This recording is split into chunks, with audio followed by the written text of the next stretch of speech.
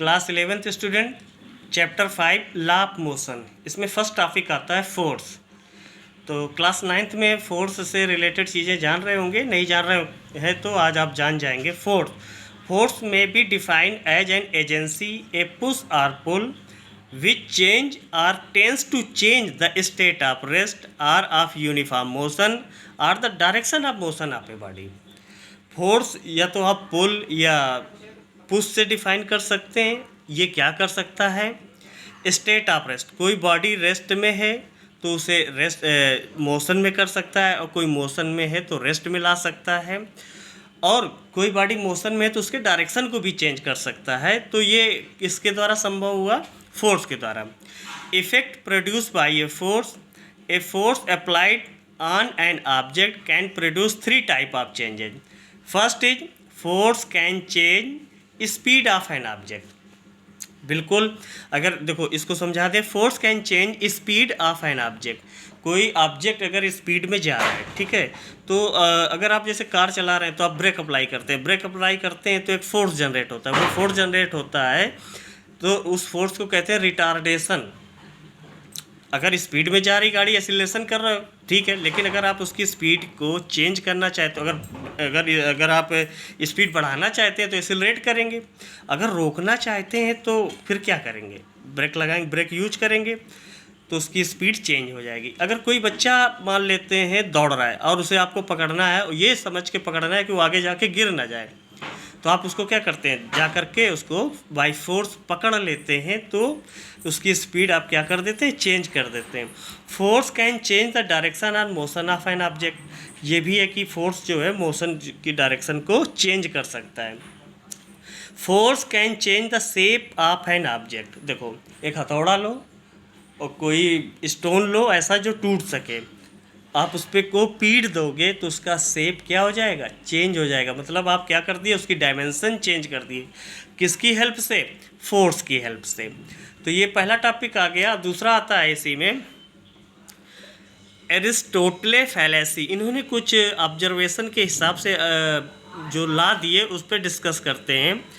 एरिस्टोटेलियन law of motion, the Greek philosopher Aristotle 384 to 329 BC assert that the natural state of a body is the state of rest। इन्होंने कहा कि कोई body natural state में, कोई पहाड़ है या ईंट का टुकड़ा कहीं आप रखा है, तो इन्होंने कहा कि वो स्टेट ऑफ रेस्ट में रहेगा। Every body in motion tends to slow down and come to rest. एक और स्टेटमेंट किया कि कोई बॉडी अगर मोशन में है तो मोशन में जाएगी, फिर स्लो हो जाएगी और लास्ट में रेस्ट में आ जाएगी। An external force is necessary to maintain its motion. देखो, अगर कोई बॉडी मोशन में है तो इन्होंने कहा कि यार वो बॉडी मोशन में तभी रह सकती है जब कोई एक्सटर्नल एजेंसी उस पर फोर्स लगा रही हो। जैसे अब आपकी बाइक चला रहे हो या कार चला रहे हो, तो उसमें होता क्या है कि इंजन अपनी पावर देता है, इंजन की पावर यूज करते हैं तो चीज़ें आगे बढ़ती हैं। एग्जाम्पल पे लिया, a cart on a road has to be constantly push to keep it in motion.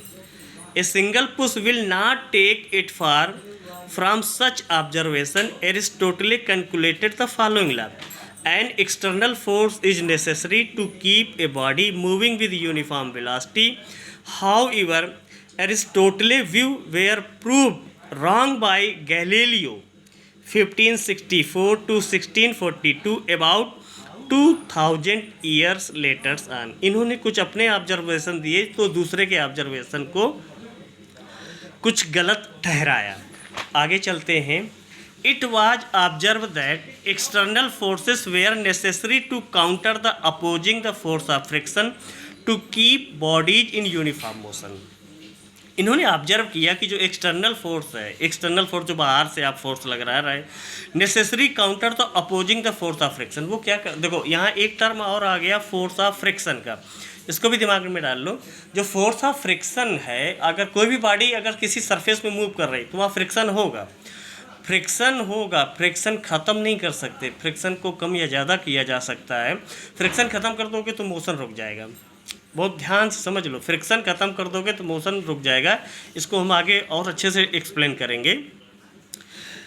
तो किसी भी बॉडी को मूव करने के लिए, मूव कराने के लिए बाहरी एक्सटर्नल फोर्स की ज़रूरत होती। वो फोर्स क्या करता है उस बॉडी में जब एक्ट होता है तो वो फ्रिक्शन के जो है अपोज एक फोर्स जनरेट करता है ताकि वो चीज़ें आगे मूव कर सकें। If there were no friction, no external force would be needed to maintain the state of uniform motion of body.